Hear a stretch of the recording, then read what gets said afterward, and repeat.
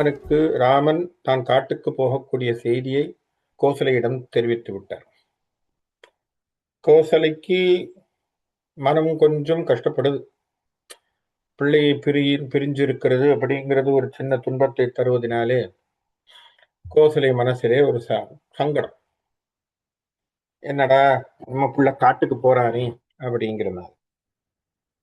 அதனால கடைசியில அம்மா என்ன சொல்றாங்க, பரதன் நாட்டை ஆளட்டும், நான் தடுக்க போறதில்லை.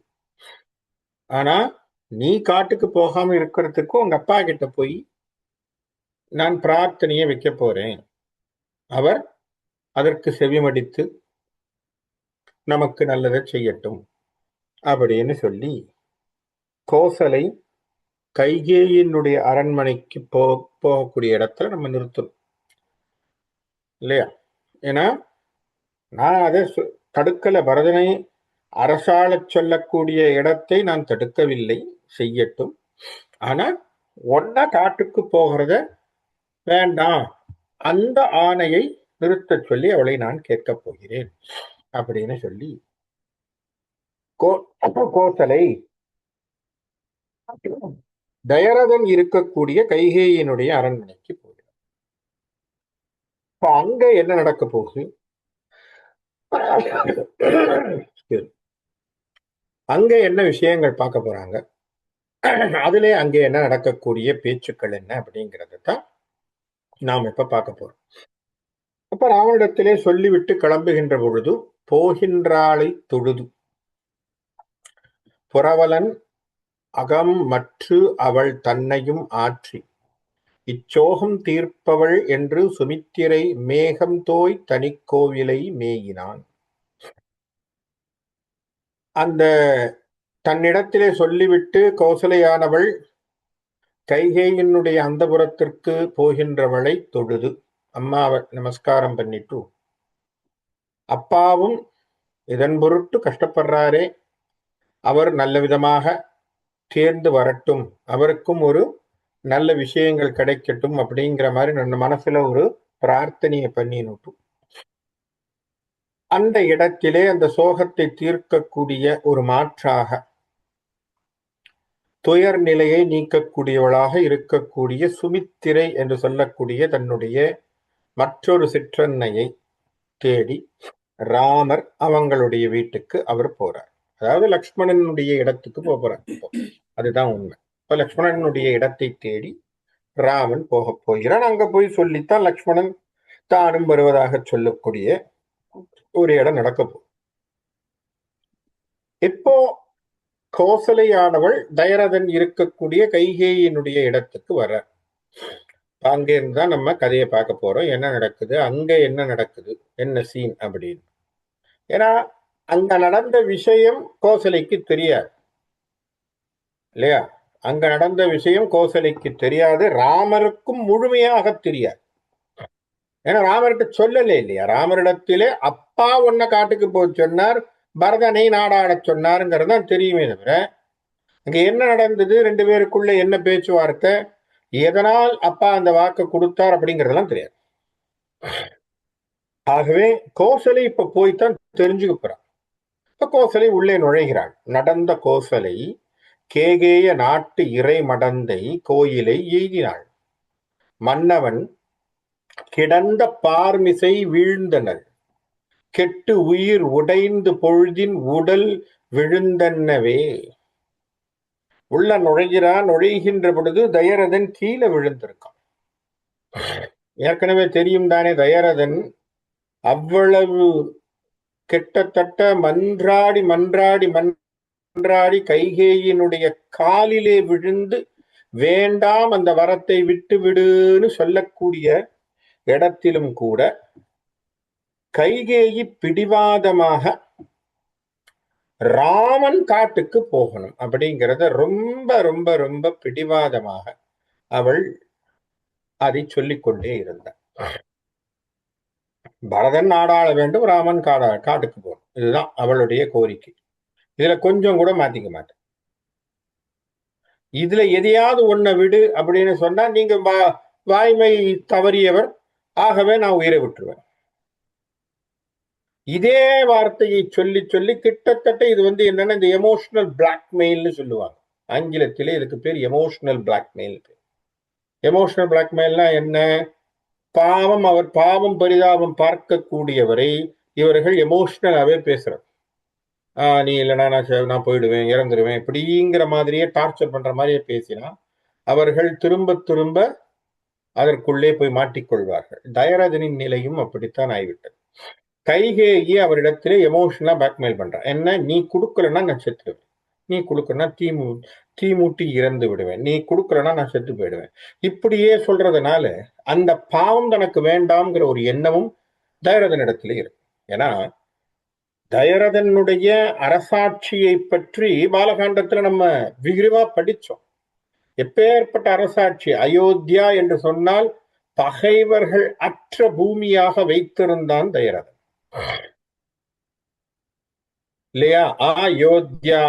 யோத்யா என்று சொன்னால் யுத்தம், யுத்தம் அற்ற ஒரு பூமியாக அயோத்தியா இருந்தது. அப்ப எப்பேற்பட்ட மாண்பை உடையவனாக அந்த மன்னன் இருந்திருப்பான், எப்பேற்பட்ட பாங்கினை உடையவனாக அந்த மன்னன் இருந்திருப்பான். மக்களை எல்லாம் தன்னுடைய இமையை போல் காத்து கொண்டு வந்தவன், இல்லையா? அப்படிப்பட்ட ஒரு மன்னவன். அப்ப மன்னவன் மக்களுக்கே கஷ்டம் வரக்கூடாதுன்னு சொன்னா கைகேயிக்கு வந்தா ஒத்துக்க முடியுமா? முடியாது. அப்போ அவன் ரொம்ப கேர்ஃபுல்லா இருக்கக்கூடிய ஒரு மன்னன்.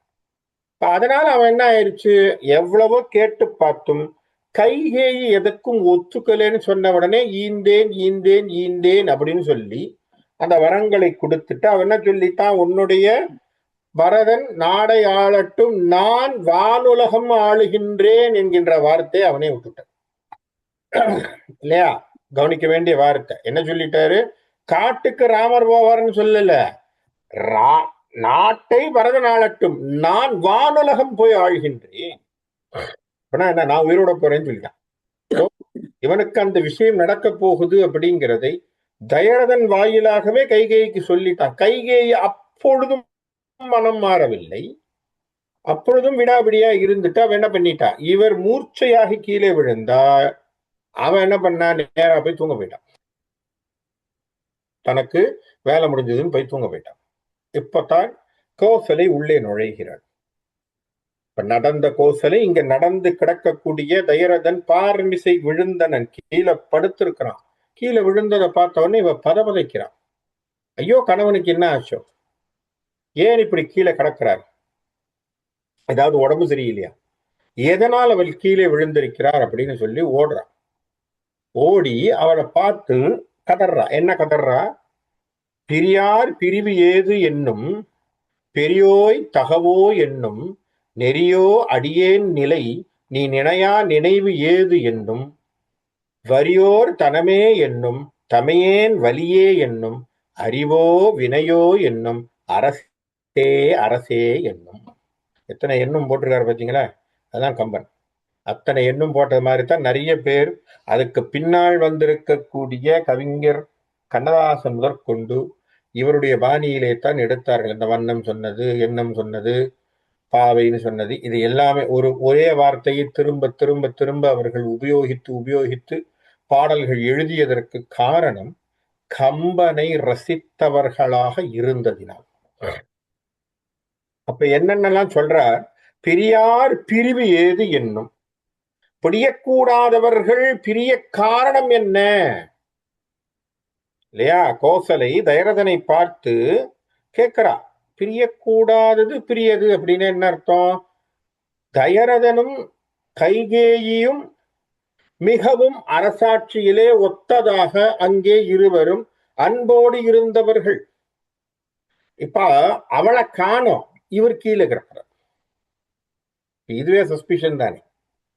இப்ப நான் உள்ள நுழையிறேன், எப்பவுமே கைகேயி அந்த அரண்மனையில இருப்பவள், தயரதனை அப்படியே பார்த்து கொண்டு இருப்பவள். இப்போ கைகேயி இல்ல, தயரதன் கீழே இருக்கான், கீழே விழுந்து கிடக்கான். அப்ப இதுக்கு என்ன காரணம்? மனசுக்குள்ள என்ன யோசிக்கிறான், ரெண்டு பேருக்குள்ள என்ன பிரிவு, காரணம் என்ன?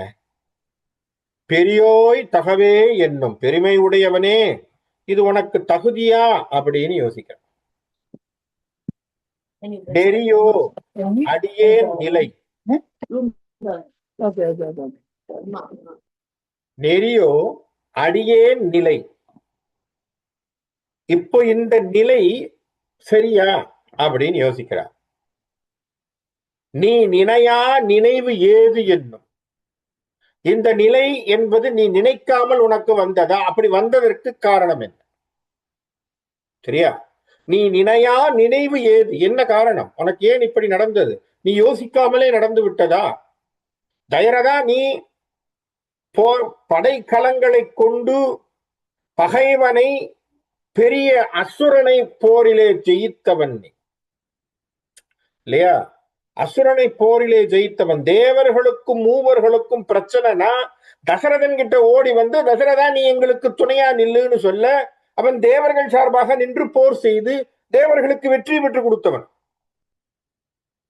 யோசிச்சு பாருங்க, பெரிய வீரன் கீழே கிடக்குறான்னா எப்படி இருக்கும்? நம்மால ஏத்துக்க முடியுதா அந்த காட்சியை? இல்லையா? ஒரு ஒத்த கையால ஒரு 20 பேரை அடிச்சு தூக்கக்கூடியவர் கீழே கிடக்கிறார். அப்ப என்னன்னு எதிர்பார்ப்பாங்க எல்லாரும்? ஐயோ என்ன நடந்தது, என்ன நடந்ததுங்கிற கோசலையினுடைய புலம்பலை பதிவு செய்யக்கூடிய பாடல் இது. அழகான பாடல். நீ நினையா நினைவு ஏது என்னும். நீ என்ன நினையில நினைச்ச, என்ன நினைச்சுக்கிட்டு வந்து, என்ன சமாச்சாரம், ஏன் இப்படி ஒரு நிலை? வறியோர் தனமே என்னும் வறுமையிலே இருப்பவர்களுக்கு நீ எப்பேற்பட்டவன்? செல்வமாக இருப்பவன். இது ரொம்ப முக்கியமான ஒரு கருத்து. வறியோர் தனமே என்னும்னா, பணக்காரனுக்கு கையில காசு வந்தா வேற இல்ல. 2 பேருக்கு நல்லா யோசிச்சு பாருங்க. நல்ல எக்ஸாம்பிள் இது. பணக்காரன் சார், பல கோடி ரூபாய் சொத்து இருக்கு, அவனுக்கு இன்னும் 1 கோடி ரூபாய் சொத்து வந்து விழுது. எப்படி இருக்கும்? சரி எடுத்து வைப்பா, அது கணக்குல அவ்வளவுதானே. 1 கோடி பணமே இல்ல, பரம தரித்திரத்துல இருக்கான், அவனுக்கு 1 கோடி ரூபாய் விழுது. எப்படி இருக்கும்? புரியுதா நான் சொல்றது? அப்போ ஒன்றும் இல்லாதவனுக்கு கையிலே செல்வம் கிடைத்தால் அந்த செல்வத்தின் மீது அவனுக்கு எவ்வளவு, என்ன சொல்றது, அவனுக்கு அவ்வளவு சந்தோஷமும், அப்பேற்பட்ட ஒரு, அதை எப்படி பாதுகாக்கணும் என்கின்ற இவ்வளவு அவசரமான விஷயங்கள் அவன் மனசுல வருமே. அதுபோல் அயோத்தி மக்களுக்கு இவன் செல்வத்தை போன்றவன். அதனால்தான் வறியவர்களுக்கு இவன் தனம், அவங்களுக்கெல்லாம் செல்வம் போன்றவன். அப்படின்னா என்ன அர்த்தம்? தயரதன் வந்துட்டா போதும் சார். அந்த நாட்டுல யாருக்கும் தனியா நம்ம ஒண்ணுமே இல்லாம இருக்கோம்னு யாரும் யோசிக்க மாட்டாங்களாம். என்னன்னா, ராஜாதான் இருக்காரு, ராஜாதான் இருக்காரு. இப்ப நல்லா யோசிச்சு பாருங்க. ஏன் இந்த வார்த்தையை சொல்லுகிறேன் என்று சொன்னால், கொஞ்சம் முன்னாடி நம்ம ஒரு விஷயம் பார்த்தோம். என்ன?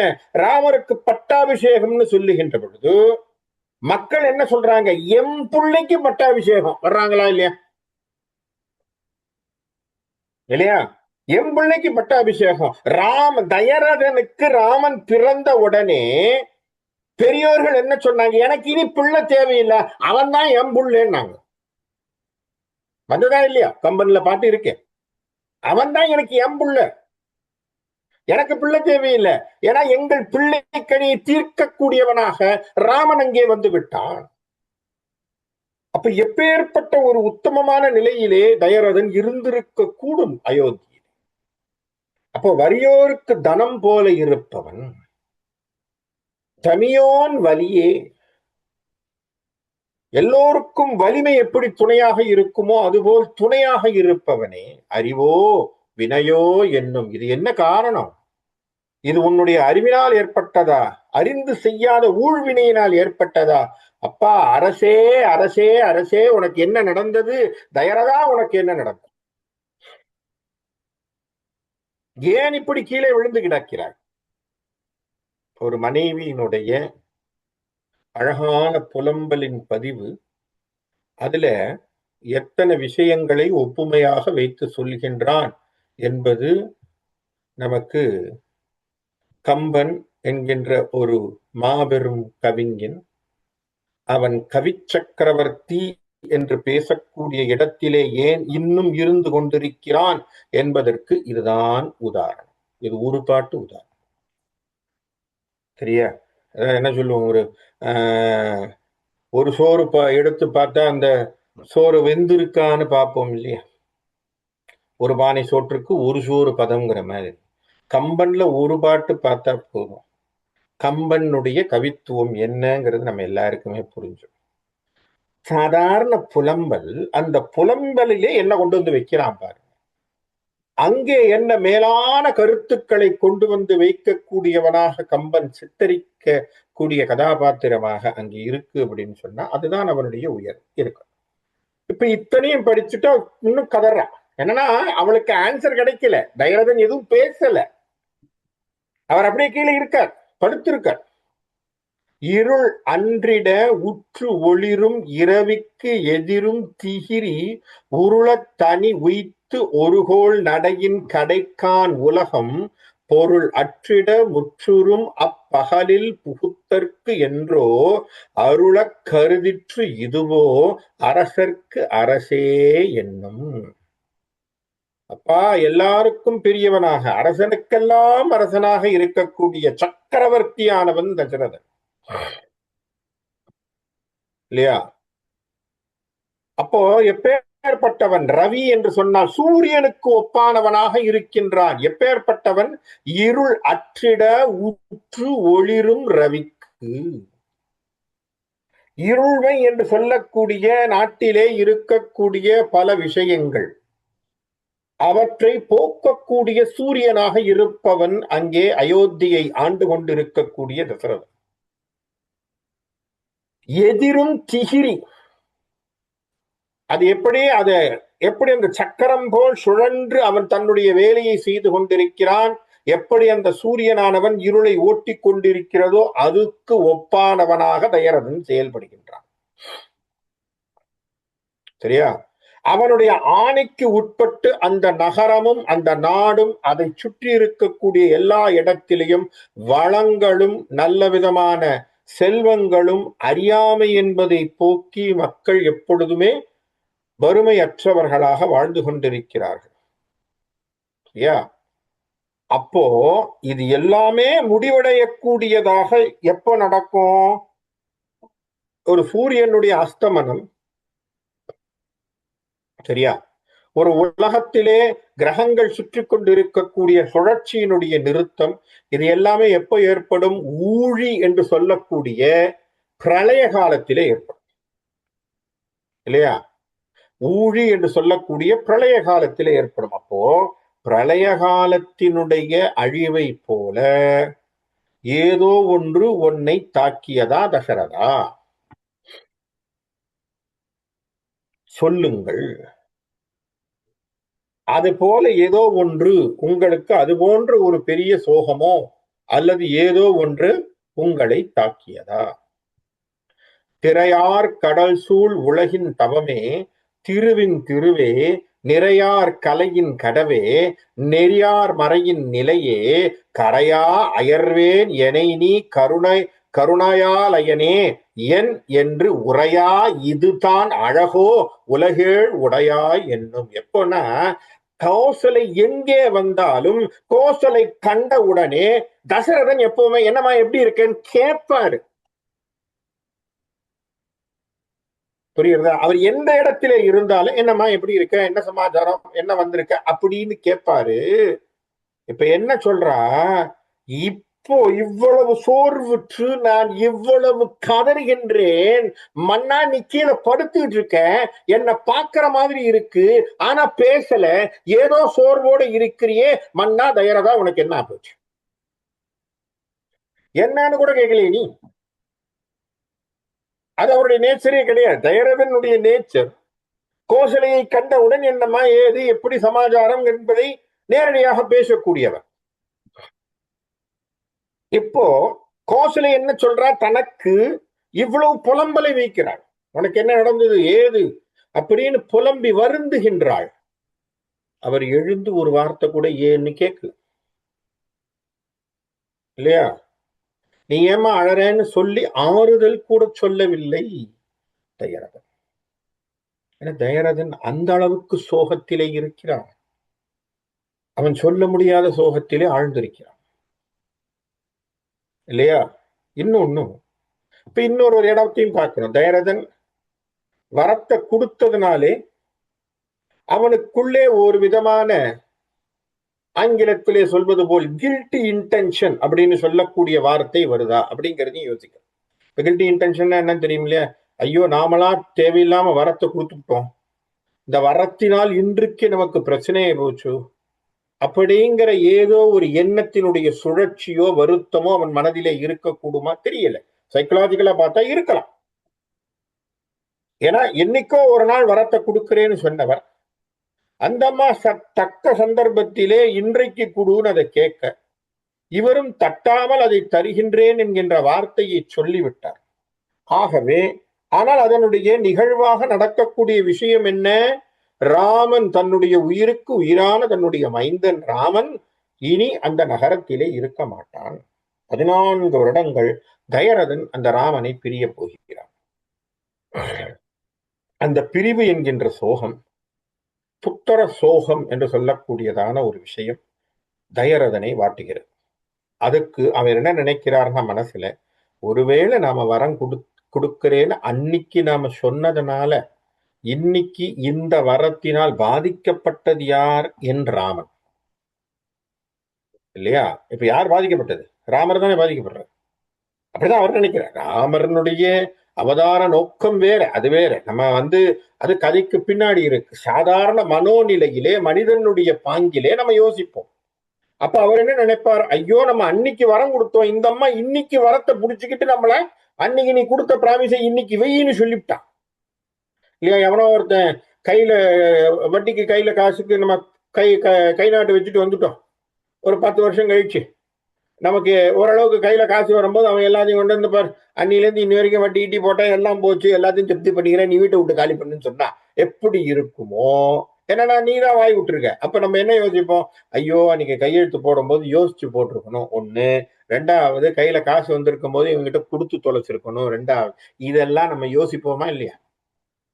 இது தசரதனுக்கும் வரக்கூடியது தானே. இந்த அம்மாவுக்கு நம்ம கொடுக்குறேன்னு சொன்னது இன்னைக்கு கரெக்டா பிடிச்சிடுச்சேன், இதனால் என்னுடைய மைந்தனாகிய ராமன் போக போறானே காட்டுக்கு, அவனை பிரிய போகிறேனே என்கின்ற மாபெரும் சோகத்திலே எதுவும் பேசாம உட்காண்டிருக்கிறார்.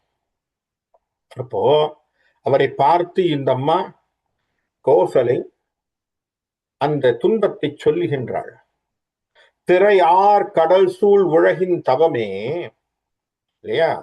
திருவின் திருவே நிறையார் கலையின் கடவே நெறியார் மறையின் நிலையே கருணாலயனே கரையா அயர்வேன் எனை நீ என் என்று உரையா இதுதான் அழகோ. என்ன இவ்வளவு சொல்றேனப்பா, நீ ஒரு நிமிஷம் கூட என்னை பார்த்து என்ன செய்யல, என்னம்மா ஏன் இவ்வளவு வருத்தப்படுறேன்னு கேட்க மாட்டேங்கிறியேன்ற.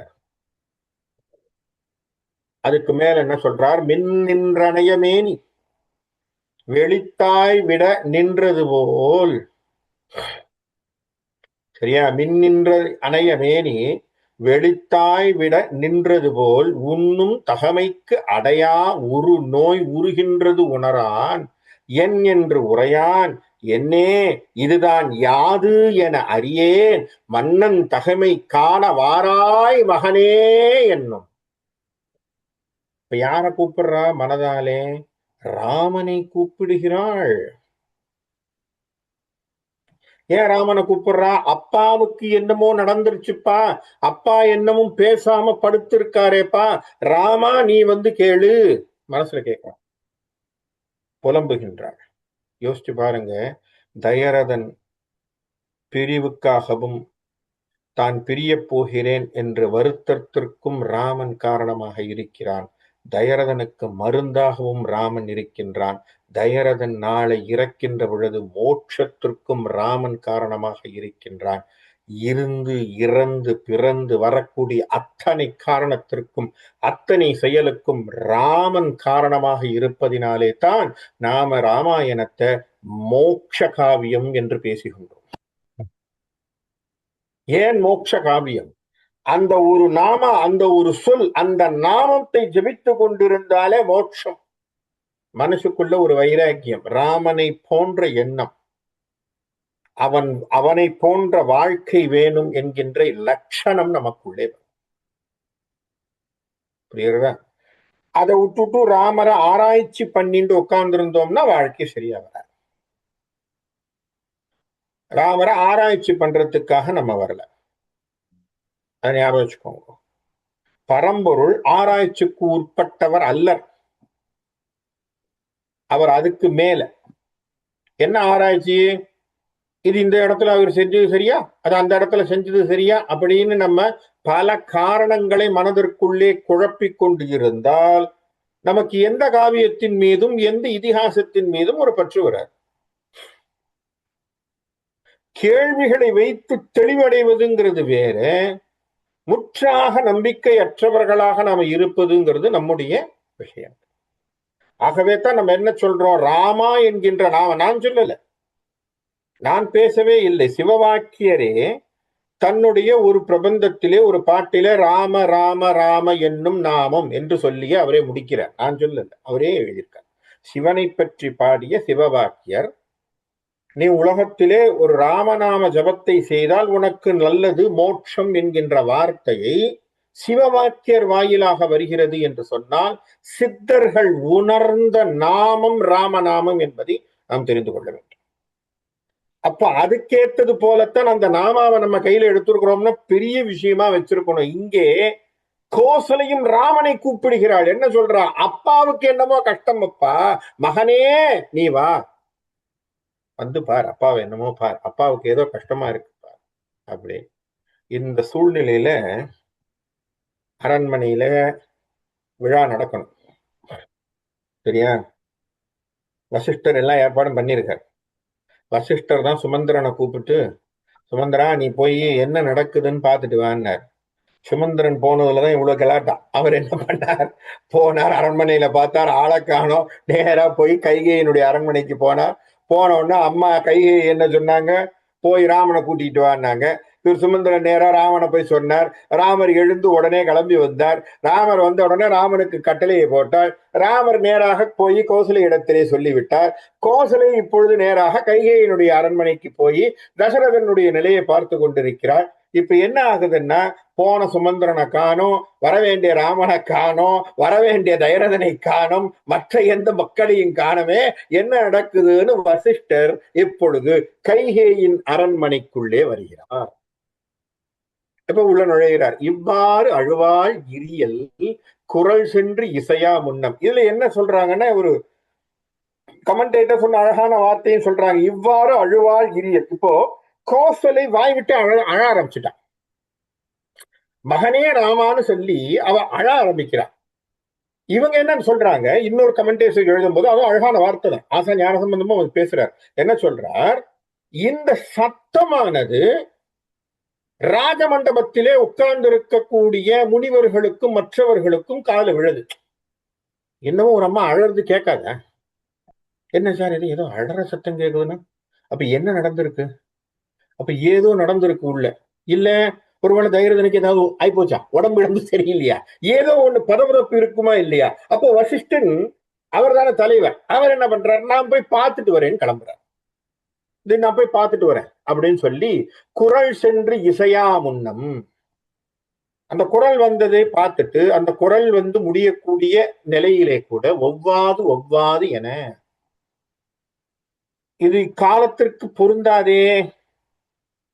இப்ப சுப நிகழ்ச்சி நடக்க வேண்டிய இடத்திலே ஒரு அழுகுரல், ஒரு புலம்பல் ஏன் கேட்கணும்? அப்ப இது காலத்துக்கு ஏற்றதுமான குரலாக இல்லை. ஒவ்வாது ஒவ்வாது. பாருங்க, இதிலே கம்பன் நமக்கு சொல்லக்கூடிய சூட்சுமம் என்ன? ஒரு நல்ல மங்களகரமான நிகழ்விலே அழக்கூடிய நிகழ்ச்சி நடக்கக்கூடாது. கரெக்டா? அழுகை சத்தம் கூட. ஏன்? அந்த சினேரியோவுக்கு, அந்த செரிமனிக்கு அது சரியா வராது. நிறைய பேருக்கு தெரியுது. கல்யாண வீட்டுல உட்காந்துங்கன்னா கதையெல்லாம் பேசுறது, அதுல எல்லா விதமான கெட்ட விஷயங்களும் பேசிட்டு இருக்குது. தம்பதிகள் மேல மேடையில உட்காந்துருக்காங்க, இங்க உட்காந்து ஓவன் அழறதும் ஓராமன் பேசுறதும் மத்தவனை பத்தி அசிங்கமா பேசுறது எல்லாம் நடந்துட்டு இருக்கு. கல்யாண மண்டபத்துல மேல தம்பதிகள் வாழணும்னு வந்திருக்காங்க இல்லையா? இங்க உட்காந்துட்டு இந்த கதை பேசுறது, பம்பு பேசுறது, அப்புறம் என்ன பேசுறது, ஓராமன் அழறது. இப்ப இது அங்கே அந்த மங்களத்தை தருகின்றதா? தரல. அதனால்தான் வசிஷ்டன் சொல்கின்றான், ஒவ்வாது ஒவ்வாது, இது ஒத்து வராது. இந்த அழுகை குரல், இந்த புலம்பல் சரி வராது, ஒவ்வாது ஒவ்வாது. என்ன பண்ணணும்? ஒளிவாள் நிருபர் முனிவர் என்ன பண்றார்? இருக்கிறதுல பெரியவராகி இருக்கக்கூடிய முனிவராகிய வசிஷ்டன் என்ன சொல்றார்? அவ் ஆறு அறிவாய் என, என்ன நடக்குது, அந்த அழுகைக்கு காரணம் என்ன என்று சொல்ல, வந்தான் முனிவன் அவனும். அவரே இறங்கிட்டார், யாரையும் அனுப்பல. இந்த தடவை யாரையும் அனுப்பல. காரணம் என்ன? சுமந்திரனை அனுப்பித்தான் யாரும் வரல. ஒன்று விஷயமே தெரியல, வெறும் குரல் மட்டும்தான் கேட்குது. ஆகவே அங்க என்ன நடக்குதுன்னு தெரியல. ஆகவே இவரே இறங்கிட்டார். நானே போய் பார்த்துட்டு வரேன்னு வர்ற. வெவ்வாள் அரசன் நிலை கண்டு என்னாம் விளை என்று உண்ணா. வரார், வந்தா அரசன் கீழே கிடக்கிறான். வசிஷ்டர் கேட்கிறார், என்ன ஆச்சுன்னு கேட்கிறார். இப்ப ஒரு கேள்வி வரலாம், உடனே கேள்வி கேட்கலாம். நடந்தது என்னன்னு கேட்கிறார். இப்ப கேள்வி கேட்கலாம். வசிஷ்டன் எல்லோரும் தெரிந்தவர் தானே, ஞான திருஷ்டியில் உணரக்கூடியவர் தானே, உட்கார்ந்த இடத்திலே அவதார நோக்கத்தை பற்றி யோசித்தவர் தானே. தயரதனுக்கு இது நடந்திருக்குன்னு தெரியாதா? கண்டிப்பா தெரியும். ஆனா அங்க இருக்கிறவங்க சொல்லணும்னு நினைக்கிறார். யார் சொல்லணும்? கைகேயி வாய் ஸ்டேட்மெண்ட் கொடுக்கணும். It should be given from the horse's மவுத்னு சொல்லுவோம், ஞாபகம் இருக்கா? ஆங்கிலத்திலே சொல்லக்கூடிய வார்த்தை. இந்த ஸ்டேட்மெண்ட் அவங்க வாயில வரணும். இப்ப நடந்ததை இவர் குறிப்பா பார்த்துட்டு, இல்ல இது இப்படித்தான் அப்படிங்கிற மாதிரி அவர் சொல்லி ஆக்ஷன் எடுக்கிற மாதிரி இருந்தா சரியா வராது. அங்க என்ன நடந்திருக்குங்கிறது எல்லோருக்கும் தெரியணும். ரெண்டாவது, ராமன் காட்டுக்கு போக வேண்டிய குறிப்பை கைகேயி வாயிலாக டிக்ளரேஷன் திரும்ப வரணும். ஏன்னா அது தெரிந்த பிறகுதான் அவர் போய் அரண்மனையில டிக்ளரேஷன் கொடுக்க போறார். என்ன கொடுக்க போறார்? கைகேயி வரம் வாங்கியிருக்கா. என்ன? ராமனுக்கு பட்டாபிஷேகம் இல்லப்பா, இருக்கிற பொருளை வச்சு பரதனுக்கு பட்டாபிஷேகம் பண்ண போறோம், ராமன் காட்டுக்கு போக போகிறான் என்கின்ற டிக்ளரேஷனை யார் கொடுக்க போறா? வசிஷ்டன் தான் சொல்ல போறான். அப்ப அதை வசிஷ்டன் வாயால சொல்லணும்னா, எனக்கு மனசுல தோணித்துன்னு அவர் சொல்லக்கூடாது இல்லையா? அப்ப it should be clear cut statement from the horse's mouth. யாரு? Queen from the throne has to give the verdict. புரியுறதா? நான் ஆங்கிலத்தில் சொல்றது மன்னிக்கணும். என்ன சொல்றான்னா, தலைமை பொறுப்புல இருக்கக்கூடியவர்கள் வாயால் சொல்ல வேண்டும், இதுதான்ப்பா நடந்தது, இதைத்தான் நான் கேட்டேன், தயரதன் இதை ஒப்புக்கொண்டான், பரதனுக்குத்தான் இங்கே அரண்மனை, இங்கே வந்து இவனுக்கு நாடு போகும், நாட்டை விட்டு காட்டுக்கு போகணும், சொல்லணுமா இல்லையா? இதுதான் நடக்கணும். அப்ப அந்த ஸ்டேட்மெண்ட் வரணுங்கிறதுக்காகத்தான் வசிஷ்டன் என்ன நடந்ததுன்னு வாயை கேட்கிறார். ஆகவே வசிஷ்டனுக்கு தெரியாதது என்றும் இல்லை. அவர் முக்கால ஞானி, எல்லாவற்றையும் உணரக்கூடியவர். அவருக்கு ஏன் அங்க அழறாங்கிறதும் கூட தெரியும். ஆனாலும் அந்த ஸ்டேட்மெண்ட் வரணும். வந்தா தான் அவர் நாட்டுக்கு அவரை காட்டுக்கு போகணும்னு சொல்லணும். போன்னு சொல்லி அனுப்பணும் ராவனை. எல்லாமே நடக்கணும் இல்லையா? அவருக்கு தெரியும் இந்த வினைகள் என்ன, இந்த வலிகள் என்ன, இதுக்கு பின்னாடி என்ன நடக்க போகுது, தயரதன் நிலை என்ன, எல்லாமே அவருக்கு தெரியும். ராமகாதை எதற்காக வந்திருக்கு, ராமனுடைய அவதாரம் எதற்காக, எல்லாம் அவருக்கு தெரியும். தெரியாமல ஒண்ணும் கிடையாது. அப்ப அதையே கூட கேட்கலாம். அப்ப அங்க போய் ஆரண்ய காண்டத்திலே நீ நாட்டுக்கு வந்துரு அப்படின்னு அவர் பேசினாரே, எல்லாரும் பொருட்டு பேசினார், அவ்வளவுதான். அவருக்கு தெரியும் ராமன் வரப்போறது இல்லைன்னு. ஏன் அப்படின்னா, தசரதனை விட ராமனை வளர்த்தவர் வசிஷ்டர். அவருக்கு தெரியாதா அந்த புள்ள எப்படி இருப்பான்னு? எடுத்து வளர்த்தது யாரு? அப்படித்தானே சொன்னாரு விஸ்வாமித்திரர். நாம சொல்லல, சொன்னது யாரு? விஸ்வாமித்திரர் அப்படித்தானே சொன்னாரு. கல்யாணத்துக்கு கொண்டு போய் கொடுக்கும் போது இல்லையா, ஜனகனிடத்துல என்ன சொன்னாரு?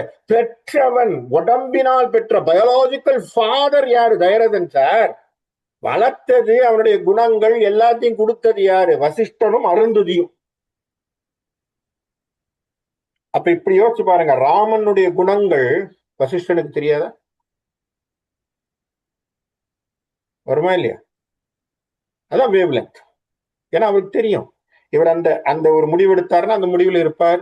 எல்லாமே அவருக்கு தெரியும். ஏன்னா குணமே இவரு தானே கொடுத்துருக்கார். வசிஷ்டர் கொடுத்த குணம் தானே. அப்ப அவருக்கு தெரியாத விஷயங்கள் இல்லை. ஆனாலும் அங்க என்ன நடந்ததுங்கிற வாயை கேட்பதற்கு கேட்கிறார். என் ஆம் விளைவு என்ன நடந்தது அப்படின்னு கேட்கிறார். இறந்தான் அல்லன் அரசன்.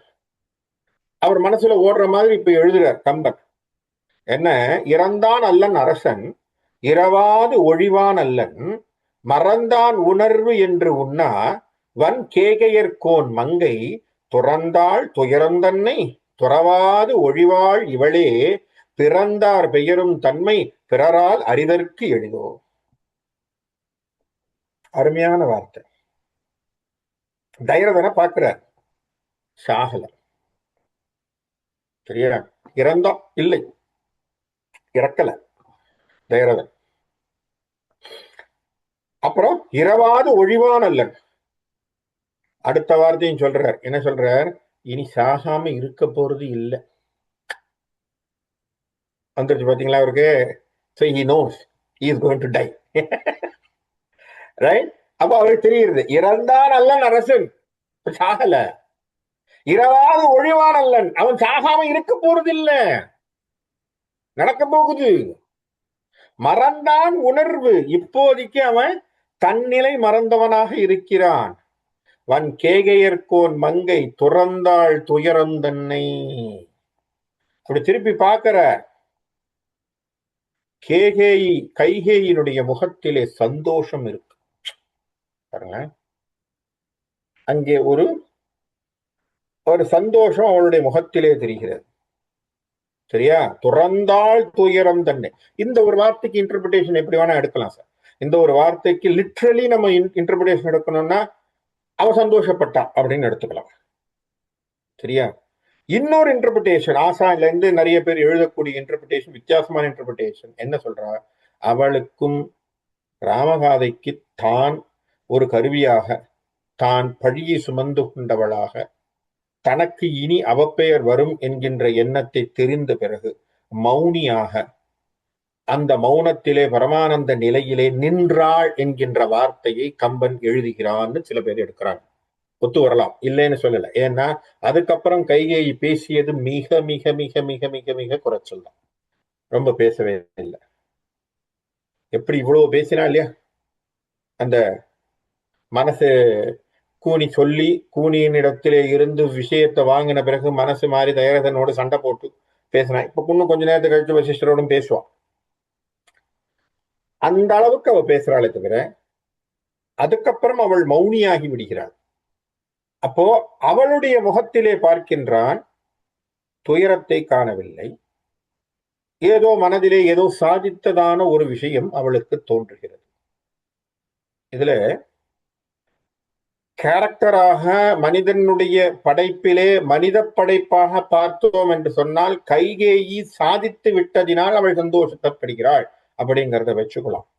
ஆனால் ராமாயண கதாபாத்திரம், ராமாயணம் என்கின்ற ஒரு அவதார நோக்கம், பெரிய நோக்கமாக இருக்கக்கூடிய அரக்கர் பாவமும் அல்லவர் செய்யும் துறக்கர்கள் செய்யக்கூடிய வினைகளும், அரக்கர் பாவமும், அவங்க பாவங்கள் எல்லாம் போகணும், எல்லாம் துறந்தவர்களாகியவர்கள் நன்றாக இருக்க வேண்டும், அறம் செய்தவர்களுக்கு அறம் தாங்க வேண்டும், தர்மம் நிலைக்க வேண்டும் என்பதற்காக ராம நோக்கமாக ராம அவதாரம் அங்கே நடந்திருக்கு அப்படின்னு சொன்னா, அந்த ராம அவதார நோக்கத்திற்கு தன்னால் இயன்ற விஷயத்தை செய்துவிட்டேன் என்கின்ற நிறைவிலே அவள் நின்று கொண்டிருக்கிறாள் என்று எடுத்துக்கலாம். புரியுறதா நான் சொல்றது? ரெண்டு விதமான இன்டர்பிரேட் பண்ணலாம். நீ இது எப்படி இன்டர்பிரேட் பண்ற அப்படின்னு சொன்னா, எனக்கு முன்னாடி பேசியவர்கள் ஆசா ஞான சம்பந்தம் போன்ற பெரியவர்கள் இப்படியும் ஒரு இன்டர்பிரேஷன் எடுத்ததனால நானும் அதை எடுத்துக்கொள்கிறேன், அவ்வளவுதான். இப்படியும் எடுக்கக்கூடும், இப்படியும் எடுக்கலாம். அல்லது சாதாரணமா பார்க்கின்ற பொழுது, எஸ், தயரதனை ஒரு விதமா கார்னர் பண்ணிட்டோம். என்ன பண்ணிட்டோம்? வரத்தை கொடுன்னு கேட்டாச்சு, அவர் வரத்தை கொடுக்குறேன்னு சொல்லிட்டா. வரத்தை கொடுத்ததினாலே இவளுக்கு ஒரு விதத்திலே சந்தோஷம் அப்படிங்கிறதையும் வச்சுக்கலாம். அப்போ வன் கேகையர்கோன் மங்கை துறந்தாள் துயரம் தன்னை, துறவாது ஒழிவாள் இவளே. இங்க திரும்பி பார்க்கிறா, கோசலை அழுது கொண்டிருக்கிறாள். கோசலை என்னவா இருக்கா? அழுதுகிட்டு இருக்கா. அவளுடைய துயரம் மிகப்பெரிய துயரமா இருக்கு. பிறந்தார் பெயரும் தன்மை பிறரால் அறிதற்கு எளிதோ. உலகத்திலே பிறந்தவர்களுடைய வேறுபாடு, நிலை வேறுபாடு என்பது இயல்பு என்பதை யாரால் புரிந்து கொள்ள முடியும்? பக்கத்திலே நிக்கிறவன் ஒருத்தொருத்தனும் என்னென்ன மனோபாவத்திலே பார்த்து கொண்டிருக்கிறான் என்பது உங்களுக்கும் தெரியாது, எனக்கும் தெரியாது. இல்லையா? வாழ்க்கையில ரெண்டு பேரும் ஒரே சமாச்சாரம் பார்க்கிறோம். ஆனா நான் என்ன நினைக்கிறேன், நீங்க பக்கத்துல இருந்து என்ன நினைக்கிறீங்கன்னு என்னால சொல்ல முடியுமா? சொல்ல முடியாது, சொல்லவே முடியாது. சிலர் சொல்லுவாங்க, இது எப்படி சார் ஒரு தாய், அண்ணன் தம்பிக்குள்ளேயே வித்தியாசம் வருது. ஒரு தாய் வயிற்றுல பிறந்தவங்க சார் நாங்க, ஒரு தாய் வயிற்றிலே பிறந்தவர்கள் சொன்னாங்க. ஒரே தட்டுல தான் சார் நாங்க எல்லாம் சாப்பிட்டுருக்கோம். ஒரே எச்சில் பாலை உண்டவர்கள் நாங்கள். ஆமா, எண்ணம்னு வரும்போது மாறுதே. ரெண்டு பேரும் வரும்போது ரெண்டு பேருமே அண்ணன் தம்பிகள் தான் பக்கத்து பக்கத்துல நிக்கிறீங்க சார். இது சயின்டிபிக்காவே வருது. ட்வின்ஸா இருந்தாலும் மாற்றங்கள் ஏற்படுதுங்கிறான். புரியுதுங்களா உங்களுக்கு? இரட்டை பிறவிகளாக ஒட்டியே பிறந்தவர்களாக இருந்தும் பிரிக்கப்பட்டவர்களாக இருந்தாலும் மனிதர்கள் திங்க் பண்ணக்கூடிய தாட்ஸ் அப்படின்னு சொல்லக்கூடியது மாறுது. ரெண்டு குழந்தையில ஒரு குழந்தை நல்லா இருக்கு, ஒரு குழந்தை மக்கா இருக்கு. என்ன சொல்ல முடியும்? இப்ப ரெண்டும் ஒன்னா தானே இருந்துக்கணும், ஒரே மாதிரி தானே இருக்கணும். ஏன் சொல்ல முடியல? அதுதான் வாழ்க்கையில சொல்றார். பிறந்தார் பெயரும் தன்மை பிறரால் அறிதற்கு எளிதோ. என்ன சார், பிறந்துட்டோம், ரெண்டு பேரும் ஒரே மாதிரி இருக்கும், உலகத்திலே பிறந்தவர்கள் அத்தனை பேரும் இப்படித்தான் இருப்பார்கள் என்று யாரால் எண்ணி சொல்ல முடியும் என்று கவி சக்கரவர்த்தி கம்பன் பேசுகின்றான். உலகத்தினுடைய உண்மை ஆன வார்த்தை அது. யாராலையும் எதையும் சொல்ல முடியாது. ஏன்னா எல்லாருக்கும் மனசுல என்ன நினைச்சிட்டு இருக்கான்னு யாரால சொல்ல முடியும்? மனசுக்கு மட்டும் ஒரு காஜ் என்று சொல்லக்கூடிய மீட்டர் கண்டுபிடிக்கிற மாதிரி, ஒரு மைண்ட் மீட்டர்ங்கிற மாதிரி ஏதாவது ஒண்ணு வந்ததுன்னா அது உண்மையாகவே அது ப்ரிடிக்ட் பண்ணும்னு சொன்னா அதை வேணா வச்சு கண்டுபிடிக்கலாம். இனி அதெல்லாம் கண்டுபிடிச்சு வர்றதுக்குங்கிறதுக்கு தெரியல. அது எவ்வளவு தூரத்துக்கு வரும், என்ன சமாச்சாரம்ங்கிறது நமக்கு தெரியாது, இல்லையா? இனி பார்ப்போம். ஒருவேளை இந்த கம்ப்யூட்டர் யுகத்துல அந்த மாதிரி ஏதாவது ஒரு இன்ஸ்ட்ருமெண்ட்டை கண்டுபிடிக்கிறாங்களான்னு தெரியாது. அது வரைக்கும் இன்னைக்கு கிடையாது. ஆகவே மனிதர்கள் மனதிற்குள்ளே நினைக்கக்கூடிய நினைப்பு எதுங்கிறது உங்களுக்கும் தெரியாது, எனக்கும் தெரியாது. என்ன காரணம்? ரெண்டு வித்தியாசத்தை பார்க்கிறார். என்ன வித்தியாசம்? கைகேயி துயரில்லாத சந்தோஷத்திலே நின்று கொண்டிருக்கிறாள், கோசலை அழுது புலம்பிக் கொண்டிருக்கிறாள். விழுந்த நிகழ்வு ஒண்ணுதான், தயரதன் கீழே விழுந்திருக்கிறான். ரெண்டு பேரும் மனைவி, ரெண்டு பேரும் மனைவி, ரெண்டு பேரும் ஆளுக்கு ஒரு பிள்ளையை பெற்றெடுத்திருக்காங்க. தசரதன் கீழே விழுந்திருக்கான். கைகேயி சந்தோஷமா இருக்கா, கௌசலை புலம்புறார். இது பார்க்கிறார் வசிஷ்டர். இதுதான் வாழ்க்கையின் நிலை, இல்லையா? இதுதான் வாழ்க்கையின் நிலை. ரெண்டு விதமான விஷயங்கள் நடக்குது பாருங்க ஒரே நிமிஷத்துல. ஒருத்தனுக்கு சந்தோஷம், ஒருத்தனுக்கு துக்கம், சுக துக்கம். என்ன அழகா இதெல்லாம் தான் நம்ம ரசிக்கணும். கம்பன் ஏன் கவி சக்கரவர்த்தியா இருக்கிறாங்கிறதுக்கு இதெல்லாம் தான் காரணம். எப்படி அழகாக நமக்கு காட்சிப்படுத்தி தருகிறான் பாருங்கள். இதுதாண்டா வாழ்க்கை, இதுதாண்டா நிதர்சனம், இதுதாண்டா உண்மை சொல்றார் வசிஷ்டர். நமக்கு சொல்லுவதாக நமக்கு அந்த கருத்து படுகிறது. இப்போ கைகேயி வசிஷ்டரிடத்துல நிகழ்ந்தவை கூறுகிறார். ஏன்னா தெரியணும் இல்லையா, என்ன நடந்திருக்குன்னு தெரியணும் இல்லையா? அப்படி பார்க்கிறார். என்னா உண்ணா முனிவன் இடரால் அழிவாள் துயரம் சொன்னாள் ஆகாள் என முன் தொழ கேகையர் கோன் மகளை அன்னாய் உரையாய் அரசன் அயர்வான் நிலை என் என்ன தன்னால் நிகழ்ந்த தன்மை தானே தெரிய சொன்னாள். எப்படி சொன்ன? தானே தெரிய சொன்னாள். அப்ப மறைக்கல. அந்த ஒரு விஷயத்த நம்ம ஒத்துக்கணும். கைகை இடத்திலே உண்மை இருந்திருக்கு. என்ன இருந்திருக்கு? தப்பு செஞ்சதை தைரியமா சொல்லியிருக்கா சார். வாழ்க்கையில இது ஒரு பெரிய பாடம். அடுத்த பாடத்தை கம்பன் தர்றான் பாருங்க. இந்த கம்பராமாயணத்துல எத்தனை பாடங்கள் நமக்கு தர்றான் பாருங்க. உண்மை என்பது நிதர்சனம். உண்மையா சொல்றான். என்ன நடந்ததை சொல்றான். ஏன்னா அவளுக்கு தான் தெரியும், அவ ஒருத்தி தான் சொல்ல முடியும். அதனால்தான் சொன்னார், தன்னால் நிகழ்ந்த தன்மை தானே தெரிய சொன்னாள். அவளே சொன்னான், மாத்தல. நடந்த விஷயத்தை நேரடியா சொல்றோம். இதுதான் சார் நடந்தது. அவர் வந்தார், நான் கேட்டேன், 2 வரத்தை கொடுன்னு சொன்னார், கொடுக்க மாட்டேன்னாரு, டாட்ஜ் பண்ணாரு. நான் அப்புறமா சொன்னேன், ராமன் மேல் ஆணைன்னு அவர் தான் சொன்னார். ராமன் மேல் ஆணைனா நீங்க 2 விஷயத்தை சொல்லுங்க. பரதனுக்கு நாடாள வேண்டும், ராமன் காட்டுக்கு போகணும்னு நான் சொன்னேன். கேட்டதுல இருந்து அவருக்கு மூர்ச்சியாகி கீழே விழுந்து விட்டார். அவ்வளவுதான், விஷயத்தை சொல்லிட்டார். என்ன கேட்டார்? அன்னாய் உரையாய் அரசன் அயர்வான் நிலையன். இதெல்லாம் தமிழ் விளையாடுது பாருங்க, என்ன அழகான விளையாட்டான வார்த்தைகள் இது விழுது கம்பனுக்கு, இல்லையா? என்னா உண்ணா முனிவன் இடரால் அழிவாள் துயரம் சொன்னாள் ஆகாள் என முன் துழக் கேகையர்கோன் மகளை அன்னாய் உரையாய் அண்ணன் அரசன் அயர்வான் நிலையன் என்ன தன்னால் நிகழ்ந்த தன்மை தானே தெரிய சொன்னாள். இப்படி வார்த்தைகள் அப்படி விழுது பாருங்க கம்பனுக்கு. நம்ம ரசிக்க வேண்டிய வரிகள் இதெல்லாம். அப்படி இந்த தமிழ் இதுல என்ன அருமையான தமிழை போட்டிருக்காரு. அப்படி நீயே சொல்லம்மான்னா அந்த அம்மா சொல்லிடுச்சு. இப்ப வசிஷ்டன் மன்னனுக்கு ஒரு கன்சோலிங்கா ஏதாவது ஒண்ணு சொல்லும் இல்லை sir.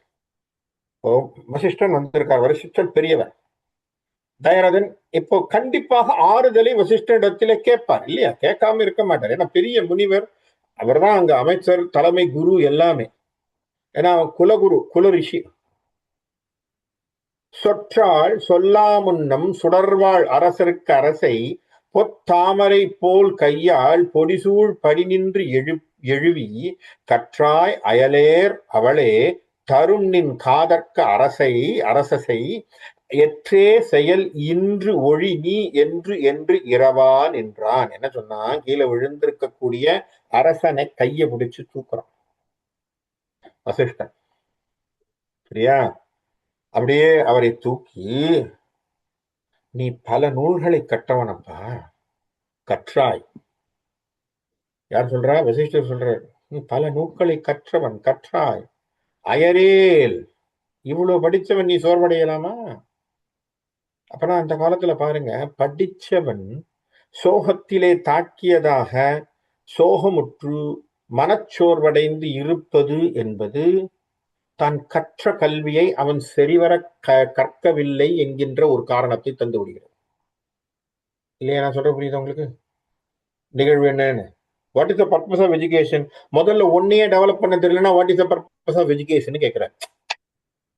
What is the purpose of your education? உனக்கு ஒரு சமாதானம் சொல்ல தெரியல, அப்புறம் நீ படிச்சதுனால என்ன பண்ண? கற்றதால் ஆய பயனென்கொள், இல்லையா? அதனால என்ன பிரயோஜனம்? ஒண்ணுமே இல்லையா? அயரக்கூடியவனாக நீ ஏன் இருக்கிறாய்? கற்றாய் அயரேல். ஏன் பாப்பா அப்ப இவ்வளவு படிச்சிருக்கிற, என்னடா நீ பேசும் விஷயம் தெரியாதா உனக்கு? வாழ்க்கையில் இதெல்லாம் சகஜம் தானே, வர்றது போறதுங்கிறது சகஜம் தானடா. கற்றாய் அயரேல், ஏன் இல்லையா? அவளே நின் காதற்க அரசை தரும், நீ ஏன் கவலைப்படுற? கைகேயே நின்னுடைய அன்பு மகனாகிய ராமனுக்கு திரும்பவும் நாட்டை தருவாள், கவலைப்படாத, எழுந்திருங்கிறார். இதெல்லாம் மோட்டிவேஷன். உடனே கேட்கக்கூடாது. வசிஷ்டருக்கு தெரியாதா? வசிஷ்டர் ஞானிதானி, எப்படி தவறாக சொல்ல முடியும்னா அதுக்காக சொல்லல. கீழே விழுந்திருக்கக்கூடிய ஒரு அரசனை தேற்றுதல் என்பது முக்கியமான ஒரு பொருள். அவங்க கிட்ட போய் என்ன சொல்லக்கூடாது? காட்டுக்கு தான் போவான் ராமன், நீ நாசமா போவ, நீ போய் செத்து போயிடுன்னு சொல்ல முடியாது, யாரா இருந்தாலும், இல்லையா? இல்லையா? உண்மையா அது சொல்லணுமா இல்லையா? ஒருத்தர் வந்து கேட்கிறார், என்னுடைய குரு சொல்லுவார், யாராவது வந்து கேட்டா நல்ல விஷயமா 2 சொல்லிடுவாங்க. ஜோசியத்துல ஒரு நல்ல விஷயமா 2 சொல்லுப்பா, பாவம் பாசிட்டிவா உங்ககிட்ட ஏதோ எதிர்பார்க்கறான், நல்லதா சொல்லு 2, இல்லையா? அவன் கேட்கறான், சார் எனக்கு கஷ்டம் எப்படி இருக்கு, நம்ம என்ன சொல்லலாம்? நமக்கு தெரியுது பாவம் கஷ்டம் அப்படின்ட்டு, பல்ல கடிச்சுக்கப்பா, ஒரு 6 மாசம் பா, அதுக்கப்புறம் இந்த குரூப் பயிற்சி இதெல்லாம் வந்த பிறகு ஓஹோன்னு வந்துருவேன். சைக்கலாஜிக்கலா மோட்டிவேஷன், வேற வழி இல்லை. ஏன்னா நமக்கு தெரியும் அவனுடைய ஜாதகத்துல கிரகங்கள் சரியில்லை, எவ்வளவு ஓடணும் வரணும். இப்ப அவங்க கிட்ட போய் தேரவே தெரியாது, நீ எல்லாம் பிறந்ததே தண்டம், ஏதோ ஒரு படத்துல காட்டுறாங்க, நீ ஒரு பிறந்ததே தண்டம், எல்லாம் பார்த்ததே நீ எதுக்கு இருக்கிற அப்படின்லாம் நம்ம அவன்கிட்ட சொன்னோம்னா அவன் என்ன நினைப்பான்? என்னடா வாழ்க்கை, எதுக்கடா நம்ம இருக்கிறோம்னு நினைப்பான். புரியுதா? நீ டூ மச்சா நம்ம அவனை போட்டு தாக்க கூடாது. நம்ம என்ன செய்யணும்? பாசிட்டிவா பேசணும், இல்லையா? அழகாக அதை தான் சொல்லுவார். அழகாக ஒரு எனக்கு ஞாபகம் இருக்கு, இவர் வலம்புரி ஜான் அவர்கள் ஒரு தடவை பேசும்போது, சிகரங்கள் அப்படின்னு சொல்லி சிங்கப்பூர்ல வந்து பேசும்போது சொல்வார், வாழ்க்கையிலே பெரிய விஷயம் ஒரு மனதிலே ஒரு நம்பிக்கை தரக்கூடிய விஷயம் அப்படின்னு சொல்லி அழகா சொல்வார். அதை யார் செய்வார்கள் என்று சொன்னால் பெருந்தலைவர்கள் எல்லாம் கோட்டை விட்ட இடத்திலே, அழகா சொன்னார், பெரும் தலைவர்கள் எல்லாம் கோட்டை விட்ட இடத்திலே ஒரு கிளி ஜோசியக்காரன் அதை செய்வாங்க. கிளி ஜோசியக்காரன் அதை செய்வான். என்ன அப்படின்னா, அப்படி சொல்லுவார் அழகாக. ஒரு உதாரணம் சொல்லுவார். முகத்திலே அம்மை தழும்பு போட்ட ஒரு பெண் போய் கேட்பா. என்ன கேட்பா? எனக்கு கல்யாணம் ஆகுமான்னு. கிளிய சொல்லுவான், அதை எடுத்து போடும். போட்ட உடனே உள்ளேந்து எடுப்பார். முருகன் மாதிரி உனக்கு புருஷன் கிடைப்பாமா. மனசுல சந்தோஷம். அட்லீஸ்ட் புரியுதுங்களா உங்களுக்கு? நம்ம சொல்லலாம் அவன் ஏமாத்துறான், அப்படி கிடையாது. ஏன்னா positiveness is very important to run your life. Understand that. Positiveness is very important. Sometimes you need to have a motivation. அதாவது சிலருக்கு வெளியிலிருந்து, வெளிப்புறத்திலிருந்து இந்த விஷயங்கள் தர வேண்டியதாக இருக்கிறது. சிலருக்கு உள்ளுக்குள்ளேயே தன்னம்பிக்கை என்னைக்குமே ஒண்ணும் வந்தா பாத்துக்கலாம் அப்படிங்கிற ஒரு நம்பிக்கை. ஏன்னா அவங்க அவங்களுடைய ஒரு ஸ்ட்ரென்த்தை பொறுத்து இருக்கு. ஏன்னா மனசுக்குள்ள ஒண்ணு ஞாபகம் வச்சுக்கோங்க, தைரியம் என்பது வளர்ச்சியிலே, வளர்ப்பிலே வருவதில்லை, அது பிறப்பிலே வரக்கூடிய ஒன்று. புரியுதா? சில விஷயங்கள் இயல்பிலே வரணும். மனசு தைரியம் என்பது யாரும் வெளியில இருந்து உங்களுக்கு கத்துக் கொடுக்க முடியாது. நீ பார்த்தா இப்படி தைரியமா நிக்கணும் அப்படிலாம் சொன்னா எவனாலும் நிக்க முடியாது. தைரியங்கிறது மனசுக்குள்ளே வரணும். நான் சொல்ல புரியுதா? மனோ தைரியமும் இப்படித்தான், மனசுக்குள்ள தைரியம் வரணும். என்ன இருந்தாலும் சரி பாப்பாண்ட பாத்துருவோம்பா, பாத்துருவோம்டா, என்ன நடக்க போகுது பாத்துருவோம். இது என்ன பெரிய விஷயம், அவ்வளவுதானே, போனா போயிட்டு போகுது, அடுத்த விஷயத்தை பார்ப்போம். இது போனா என்ன? இந்த மனோதைரியம் எல்லாருக்கும் வரும்னு சொல்ல முடியாது. அதனாலதான் நம்ம என்ன பண்றோம், பாசிட்டிவான விஷயங்களை பேசணும். வசிஷ்டர் இந்த இலக்கணத்தை, இந்த பாடத்தை தயரதனுக்கு கொடுக்கிறார். ஏன் சோர்வடைந்து கிடக்கிறான், ராமன் போயிடுவானோன்ட்டு. இவர் என்ன சொல்றார், உன்னுடைய காதல் மகனை என்ன செய்யலாம், உன் காதல் அவளே நின் காதற்கு அரசை தரும். நீ யார் அன்பு மகன் என்று சொல்கின்றாயோ ராமனுக்கு, அவளே அரசாட்சியை தருவா. நீ ஏன்பா நீ இந்த சோகத்தெல்லாம் விட்டுடு, நீ படிச்சவன் தானே, நீ ஏன் இப்படி சோர்வா இருக்கலாமா? அப்ப படிச்சவன் சோர்வாக கூடாது. அருமையான வார்த்தை சார் இது. அப்ப சோர்வு வருது, அப்ப சரியா படிக்கல, ஆன்சர் அவ்வளவுதான், சிம்பிள். அப்ப சோர்வு வருது, சரியா படிக்கல. இப்ப படிக்கிறதுனா என்ன, மெக்கானிக்கலா நியூஸ் பேப்பர் படிக்கிற மாதிரி படிச்சிருக்கோம், உள்ளுக்குள்ள வாங்கிக்கல. புரியுறதா நான் சொல்றேன்? புரியுறதா? வெளிப்புறத்திலே அகாடமிக்கா படிச்சிருக்கோம், மனதிற்கு இதமான பாடல்களாக இருக்கக்கூடிய விஷயங்களை உள்ளுக்குள்ளே வாங்கி படிக்கவில்லை. ஒரு திருக்குறளையோ, அடிக்கடி சந்திரராஜா அங்கிள் சொல்லுவார், நாங்க சின்ன வயசுல திருக்குறள் படிச்சிருந்தா நல்லா இருந்திருப்போம். உண்மை, நான் இல்லைன்னு சொல்ல, மறுக்கவே இல்லை. மனதை தைரியத்தோடும் நம்மை ஒழுக்கத்தோடும் நடத்தக்கூடிய ஒரு அருமையான நூலாக அந்த திருக்குறள் நமக்கு ஒரு பெரிய நீதி நூலாக கையில இருந்திருக்கும். நம்ம என்ன பண்ணிட்டோம், வெளியில இருந்து மனப்பாடம் பண்ணிட்டு வெளியில வந்துட்டோம். அப்ப உள்வாங்கியிருந்தா இந்த சோர்வுகள், மனசுல இந்த கஷ்டங்கள், வாழ்க்கை என்கின்ற நிதர்சனம் தெரியாமல் இருப்பது, இதெல்லாம் இன்னைக்கு இருக்கக்கூடிய எத்தனையோ பிரச்சனைகள், மாடர்ன் சொசைட்டி இன்னைக்கு சந்திக்கக்கூடிய பல பிரச்சனைகளை, இன்று இருக்கக்கூடிய இளைய தலைமுறைகள் சந்திக்கக்கூடிய பல பிரச்சனைகளை தீர்வு திருக்குறளில் இருக்கிறது. இதெல்லாம் அடிச்சே சொல்லுவோம். காரணம் என்ன? தைரியத்தை தரக்கூடிய ஒன்றாக இதுதான் இயற்கை, இதுதான் நிதர்சனம், இப்படித்தான் இருக்கும், இதுதான் வாழ்க்கை. எங்க கொண்டு போய் வைக்கிறான், கடவுள் வாழ்த்திலே வச்சுட்டான். ஏன்? வாழ்க்கை என்பது எப்படி இருக்கும், வேண்டுதல் வேண்டாமை ஆண்டும் இதான். ரெண்டும் இருக்குண்ட, வேணுங்கிறது இருக்கும், வேண்டாங்கிறது இருக்கும், ரெண்டுமே இருக்கும். கடவுளுக்கே ரெண்டுமே வேண்டான்னு உட்கார்ந்து இருக்காரு, ஆனா உன் வாழ்க்கையில ரெண்டும் வந்து உண்டுதான் இருக்கும். அதை புரிஞ்சுக்கணும். அப்போ அழகாக சொல்கிறார் வசிஷ்டர், கவலைப்படாத, அவளே உன்னுடைய ராமனுக்கு திரும்ப நாட்டை தருவாள், நீ எழுந்திரு, வருந்தும் செயலை விட்டு விட்டு நீ ஒழித்து உன்னுடைய வருத்தத்தை விட்டு எழுந்து வா என்று சொல்லி அவனை தேற்றுகின்றான். தேட்டி சீதப்பனி நீர் அளவி தின்கால் ஊக்கம் மென்கால் போதத்து அளவே தவிழ்வித்து இன்சொல்லால் புகழா நின்றான் ஓதக் கடல் நஞ்சு அணையாள் உரை நஞ்சு ஒருவாறு அவிய காதல் புதல்வன் வெய்யரே புகழ்வான் உயிரும் கண்டான்.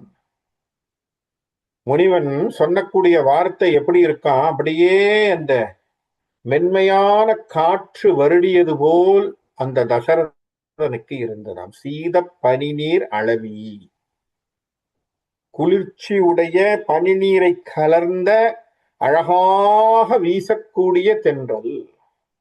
எப்படி? சீத பனிநீர் அளவி. இதெல்லாம் ரசிச்சு எழுதியிருக்கான் கம்பன். சரியா? நல்ல கோடை காலத்திலே வெளியில உட்கார்ந்து இருந்தா சில்லுன்னு காத்து, ஒரு ஈரப்பதத்தோட காத்து வரணும்.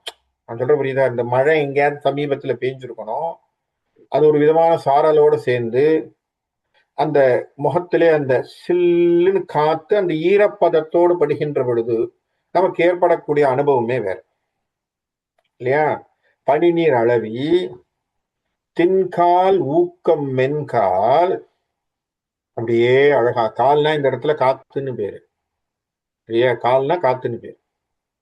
சோ அப்படி அழகாக விசிறியை போன்ற கால் மெல்லிய காற்றை கொடுத்து மாதிரி மூர்ச்சை தெளிவித்தது போலே போதத்து அளவே தவழ்வித்து அவனுடைய மூர்ச்சையை தெளிய வைத்து அறிவை உண்டாக்கக்கூடிய விஷயத்தை செய்து இனிய சொற்களை சொல்லி பதமான விஷயங்களை பேசி, சரியா, அவனை என்ன பண்ணியிருக்காரு? நிதானமா அவனை எழுப்பி உட்கார வைக்கிறார்.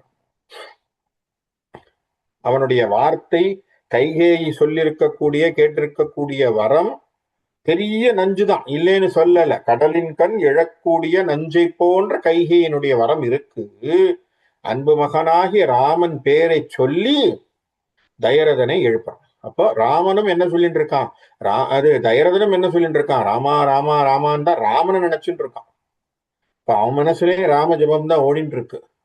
அதனால அப்படியே எழுப்புறான். கண்ணா ஐயா, இனி நீன் ஒழிவாய் கழி பேர் அவலம் ஆண் நாயகனே, இனி நாடு ஆழ்வான் இடையூறு உளதோ, மானா உரையாள் தானே தரும் மா மழையே அணையான் பூனாது ஒழிவான் எனின் யாம் உளமோ பொன்றேல் என்றான்.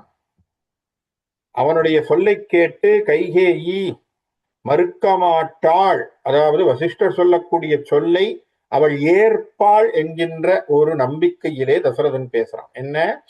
ஏன்னா அவர் பெரியவர், ராஜகுரு, வம்சகுரு, குலகுரு, பெரியவராக இருக்கக்கூடியவர், முனிவர், முற்றும் துறந்தவர். அவர் ஒரு அறத்தை சொல்கின்றார் என்று சொன்னால் யாராக இருந்தாலும் இந்த அரண்மனையில எல்லோரும் கட்டுப்பட்டவர்கள் தான். வசிஷ்டர் சொன்னாங்க, வாக்குக்கு வேற ஒண்ணு புதுசா ஒன்றும் மாற்ற சொல் இல்லை. அதனால இவர் என்ன நினைக்கிறார்? அப்பா ஐயா, யாரு? வசிஷ்டரே, என்னுடைய இந்த பெரிய துயரத்தை நீங்கள் நீக்கி வைப்பார்களாக. இந்த ராமன் இந்த நாட்டை ஆள வேண்டும், இதற்கு எந்த விதமான இடையூறுகளும் இல்லாமல் நீங்க ஏதாவது இருக்கா இல்லையா?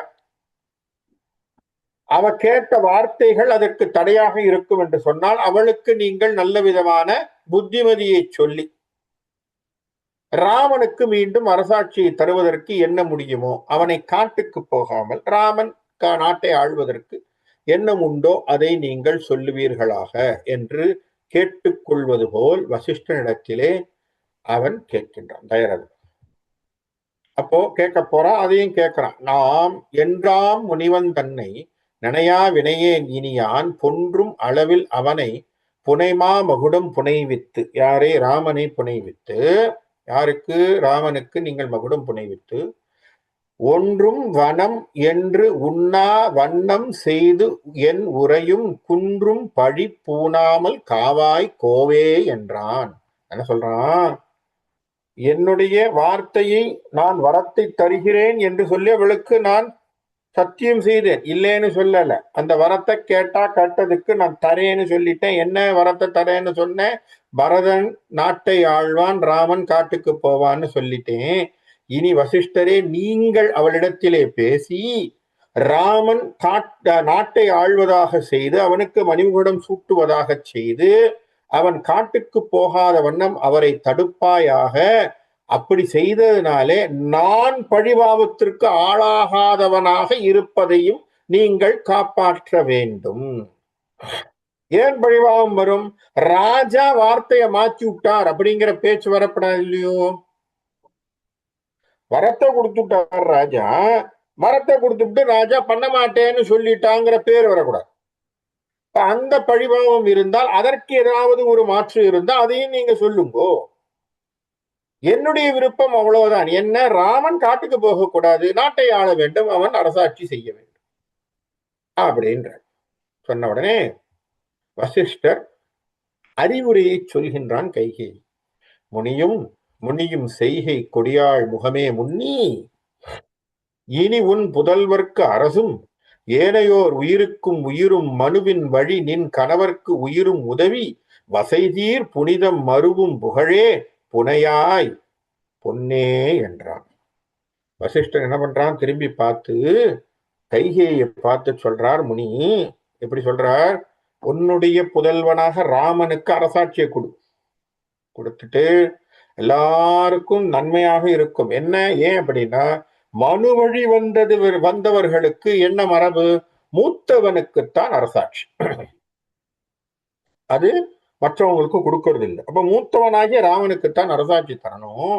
ஆகவே மனு வழி நின் கணவர்க்கு, உன்னுடைய கணவனும் மனு வழியிலே வந்தவன், ஆகவே அதை பின்பற்றி வாழக்கூடியவன், அவனுக்கும் உயிரை நீ கொடுப்பதாக நீ என்ன பண்ணு, ராமனுக்கு முடிசூட்டுவதை ஏற்றுக்கொண்டு உன் மீது நாளைக்கு வசை வரும். எல்லாரும் என்ன சொல்லுவாங்க, உன்னை பழி பேசுவாங்க இல்லையா, எல்லாரும் உன்னை தப்பா சொல்லுவாங்க, உனக்கும் உன்னுடைய பிள்ளை மேலே அந்த தவறு வரும். ஆகவே அதை நீ தடுத்து கொள்வாயாக என்று வசிஷ்டர் கைகேயிடத்திலே உரைக்கிறார். இவர் சொன்ன உரையை அதற்கு என்ன கைகேயி செய்ய போறா, அவளுடைய மறுப்பென்ன, அதன் பிறகு வசிஷ்டர் என்ன செய்ய போறார், அதற்கு பிறகு அங்கே நடக்கக்கூடிய விஷயங்கள் என்ன அப்படிங்கிறத வரக்கூடிய வகுப்பிலே நம்ம பார்ப்போம்னு சொல்லி இன்னைக்கு இந்த இடத்திலே கைகேயிக்கு வசிஷ்டர் அறிவுரை தந்திருக்கார். அது என்ன ஒர்க் அவுட் ஆகுது என்பதை நாம் அடுத்த வகுப்பிலே பார்ப்போம்னு சொல்லி நிறுத்திக்கிறேன். நன்றி, வணக்கம்.